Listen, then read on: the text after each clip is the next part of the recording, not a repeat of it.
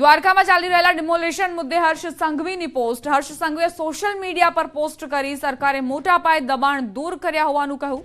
નાગરિકોની સુવિધાઓ માટે અનામત રાખેલી જમીન મુક્ત થઈ।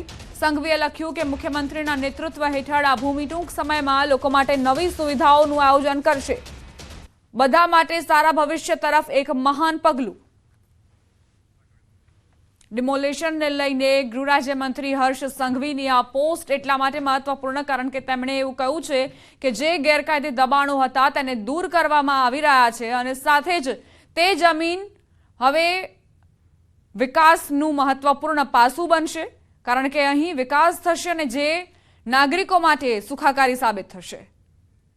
સારા ભવિષ્ય તરફ એક મહાન પગલું ગણાવી રહ્યા છે ગૃહ રાજ્યમંત્રી હર્ષ સંઘવી।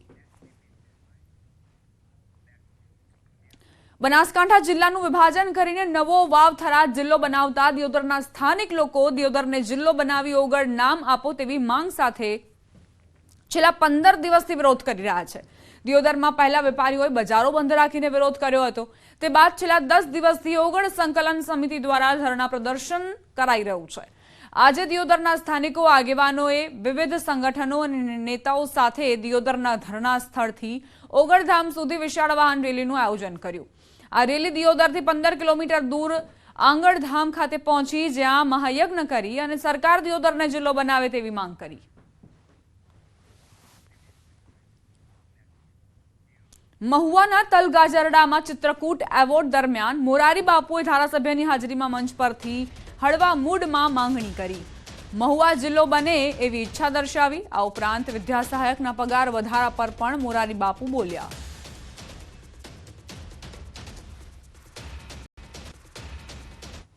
એક વસ્તુ મારા પાસે હમણાં જ નિવૃત્તિનો કાર્યક્રમ એમાંય કીધું વિદ્યા સહાયકોના પગારનું બાપુ કંઈક કરો। હજી નથી થયું, વધ્યું ને કંઈ વિદ્યા સહાયનું। પણ હવે વિદ્યામાં જેણે સહાય કરી એના પગાર નથી ભરતા, જેણે કાંઈ સહાય ન કરી એ પેન્શન સુધી પહોંચી ગયા છે। મહુવા તો આપણો જિલ્લો નથી એટલે હજી એમાં નહીં મેળ ખાય। ધારાસભ્ય શ્રી બેઠા છે, જ્યારે કદાચ મહુવાને આવો લાભ મળે એટલે મારા આનંદની વાત તો એ છે કે જેમ જેમ જિલ્લા વધે એમ મને વંદના કરવાનો વધારે મોકો મળે છે। મહીસાગરના લુણાવાડામાં વહેલી સવારથી ખાતર ખરીદવા ખેડૂતોની લાંબી લાઈનો જોવા મળી। લુણાવાડા શહેરના દરવાજા પાસે આવેલ ખાતર વિતરણ ડેપો પર લાઈનો લાગી। પ્રધાનમંત્રી કિસાન સમૃદ્ધિ કેન્દ્ર પર ખાતર લેવા વહેલી સવારથી જ ખેડૂતોની ભીડ ઉમટી। કડકડતી ઠંડીમાં પણ ખાતર લેવા માટે ખેડૂતોની પડાપડી નજરે પડી। 2-3 દિવસથી રજા હોવાના કારણે ખેડૂતોને ખાતર નહોતું મળ્યું, જેને લઈને સવારથી જ લાઈનો લગાવીને ખેડૂતો ઉભા રહી ગયા। ખાતરની સાથે સાથે નેનો યુરિયાના પાઉચ બનાવી વિતરણ કરાતા ખેડૂતોમાં વિરોધ જોવા મળ્યો। 266 રૂપિયાની ખાતરની બેગ તેની સાથે નેનો યુરિયાના પાઉચ 30 રૂપિયામાં વેચી 300 રૂપિયા લેતા ખેડૂતોએ વિરોધ નોંધાવ્યો। નેનો યુરિયાના પાઉચનું શું કરવાનું તેમ કહીને ખેડૂતો વિફર્યા। મહીસાગરના લુણાવાડામાં તંત્રની લાલિયાવાડી આવાસ મંજૂર કર્યા બાદ દબાણની નોટિસ આપી। દબાણ દૂર કરવા પોલીસ સાથે તંત્ર પહોંચ્યું। જેસીબી દ્વારા ઝૂંપડા તોડી પાડવામાં આવ્યા। લુણાવાડાના કોટેજ પાછળ આવાસ મંજૂર કર્યા પછી દબાણની નોટિસ આપવામાં આવી। ગરીબ પરિવારે આવાસ બનાવી દીધું અને સરકારે તકતી પણ મારી। ત્યારબાદ તંત્રને ખબર પડી કે આ સરકારી જગ્યા છે। પ્રાંત અધિકારી સહિત લુણાવાડા નગરપાલિકાની ટીમ દ્વારા ઝૂંપડા તોડી મંજૂર કરેલા આવાસને નોટિસ આપવામાં આવી। જેસીબી તેમજ સમગ્ર ટીમ દ્વારા ઝૂંપડા તોડી પાડવામાં આવ્યા। તંત્ર આવાસ મંજૂર કરેલ જગ્યા ઉપર દબાણ દૂર કરવા પોલીસ સાથે રાખી પહોંચ્યું। પરિવાર પાસે પાલિકાનો વેરો, આકારણી પત્રક તેમજ અન્ય ડોક્યુમેન્ટ હોવા છતાં સરકારી જમીન હોવાનું તંત્ર દ્વારા કહેવામાં આવતા પરિવારના માથે આભ ફાટ્યા જેવી સ્થિતિનું નિર્માણ થયું।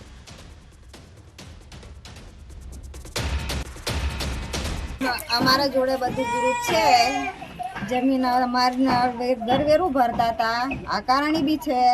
પછીથી અમને એક જ નોટિસ આપી હતી અને ઘર તોડવામાં આવ્યું છે, તે એ નોટિસ અમે પાછી રજૂ કરી હતી। અમને આ વાત અમારી જાણ હેઠળ છે। 3-4 મહિનાથી અમે જોઈ રહ્યા છીએ, પણ અમે આ જોયેલ છે કે આ સરકારી જમીનમાં મકાન બનાવેલ છે અને એમની જમીન પાછળના ભાગે છે એમનું સિટી સર્વેનું એવું કેવું છે એમાં.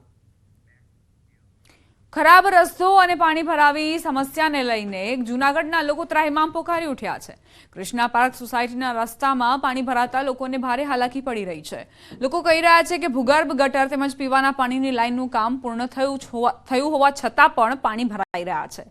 તંત્રની બેદરકારી અને ઢીલી નીતિ હોવાનો પણ લોકોએ આરોપ લગાવ્યો. આ સાથે ભ્રષ્ટાચાર થયો હોવાનો પણ આક્ષેપ મૂક્યો. ત્યારે મનપા કમિશનર કહી રહ્યા છે કે કોન્ટ્રાક્ટરને સૂચના આપી દેવામાં આવી છે, યોગ્ય નિરાકરણ લાવવામાં આવશે. આ રોડ નવો બનાવવા માટે ખોદકામ કરવામાં આવ્યું છે. આ રોડનો બોક્સ કટિંગ કરતા ધ્યાને આવેલું છે કે સોસાયટી દ્વારા અગાઉમાં પોતાના કોઈ નિયરબાય બોરવેલથી પોતાની એક ઇન્ટરનલ પાણીની લાઈન નાખવામાં આવી છે અને આ પાણીની લાઈન ડેમેજ થઈ છે. કોર્પોરેશન દ્વારા અત્યારે આ લાઈન જે છે સ્થાનિકો દ્વારા જે નખાઈ હતી અગાઉમાં જ્યારે પણ આને પણ ઠીક કરાવવામાં આવી છે અને વચ્ચે ગટરના કનેક્શન પણ બોક્સ કટિંગના કારણે ડેમેજ થયો છે. આ બંનેને રિપેરિંગની કામગીરી જે છે આ મહદઅંશે પૂરી થઈ ગઈ છે. અમારો મેઇન રોડ છે, આની ઉપર આશરે 5 થી 6 હજાર 10 હજાર માણસ આશરે કદાચ અહીંથી રોજ હાલે છે. તો હાલમાં 15 દિવસ પહેલા આ કોન્ટ્રાક્ટરે કામ ચાલુ કરેલું છે અને આ રીતે ગટર, પાણીની પાઇપલાઇન બધું તોડીને પાછું જે એમને રિપેરિંગ કરવાનું હોય એ પણ કઈ કરેલું નથી. પાણીની મોજ પાણીની જેમ ભરાયેલો રહી છે અને કોઈ સામું જોતું નથી અને નળની પાઇપો તૂટી જાય છે તોય પણ કોઈ સામું જોતું નથી અને પાણી વિનાના હેરાન થાય છે અને બધાય ફરિયાદ કરે છે પણ કોઈ સાંભળતું નથી. ખેડાના ડાકોર મંદિરમાં વર્ષો જૂની પરંપરા તૂટી. મકર સંક્રાંતિએ ગાયનું દાન કરવાની પરંપરા તૂટી. ડાકોર મંદિરમાં વર્ષોથી ચાલતી આવતી પરંપરામાં 5 ગાયોનું દાન કરવામાં આવતું હતું. જરૂરિયાતમંદ 5 પશુપાલક પરિવારને મંદિર તરફથી કરવામાં આવતું હતું વાછરડા સાથે 5 ગાયોનું દાન. વર્ષો જૂની પરંપરા ડાકોર ટેમ્પલ કમિટીના મનસ્વી નિર્ણયને લઈને તૂટી છે. આ વખતે મકર સંક્રાંતિના દિવસે ડાકોર ટેમ્પલ કમિટી દ્વારા ગાયોનું દાન નથી કરવામાં આવ્યું. સમાચાર મુંબઈથી સૈફ પર હુમલાને લઈને મોટા સમાચાર. શંકાસ્પદ હુમલાખોર સીસીટીવીમાં કેદ થયો છે. શંકાસ્પદ આરોપીની તસવીર સામે આવી. પોલીસને 10 ટીમો તપાસમાં જોડાઈ છે.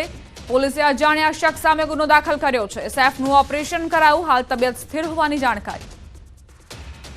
તો જ્યારે આ વ્યક્તિ સૈફના ઘરમાં આવ્યો ત્યારે પહેલા તેનો સામનો તેમની જે નોકર હતી તેમની સાથે થયો અને ત્યારબાદ સૈફ અલી ખાનને જાણ થઈ કે કંઈક અજુગતું બન્યું છે. જ્યારે તે સામે પડ્યો તો આ વ્યક્તિએ તેની ઉપર જ હુમલો કરી દીધો. હવે આ જે શખ્સ કેદ થયો છે સીસીટીવી કેમેરામાં તેની વિરુદ્ધ પોલીસે કાયદેસરની કાર્યવાહી શરૂ કરી છે. તેની શોધખોળ ચલાવવામાં આવી રહી છે. સમાચાર ખેડાથી લૂંટ વિથ મર્ડરની ઘટનામાં તપાસ તેજ. લૂંટારૂ સુધી પહોંચવા ખેડા પોલીસની તપાસ. પોલીસની અલગ અલગ 7 ટીમોએ તપાસ હાથ મોડાસા લાડવેલ રોડ પર લૂંટ બની હતી. લૂંટ વિથ મર્ડરની ઘટના બની હતી. લૂંટ કર્યા બાદ 65 વર્ષીય ટ્રક ચાલકની હત્યા કરી હતી. ચોરીમાં ખાનગી કંપનીના પંખા હોવાનું સામે આવ્યું હતું. સમાચાર વલસાડથી ઉમરગામમાં બાળકની હત્યાની આશંકા. 4 માસના બાળકનો મૃતદેહ કબરમાંથી બહાર કઢાયો.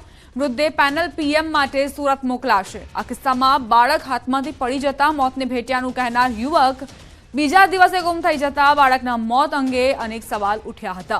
ઉમરગામ ગાંધીવાડી વિસ્તારમાં મૂળ યુપીના અને છૂટાછેડા લેનાર એક મુસ્લિમ મહિલા તેના 4 માસના પુત્ર તથા તેના એક બોયફ્રેન્ડ સાથે થોડા માસ અગાઉથી ભાડાના રૂમમાં રહેતી હતી. મહિલા તેના પુત્રના કપડાં લેવા દુકાને ગઈ હતી.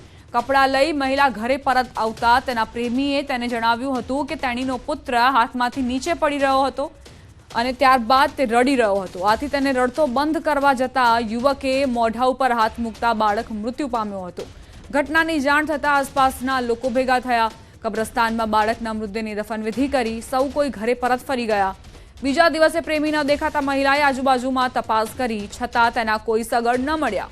આખરે મહિલાને તેના પુત્રના મોત અંગે શંકા થતા ઉમરગામ પોલીસ મથકમાં જાણવા જોગ ફરિયાદ કરી હતી.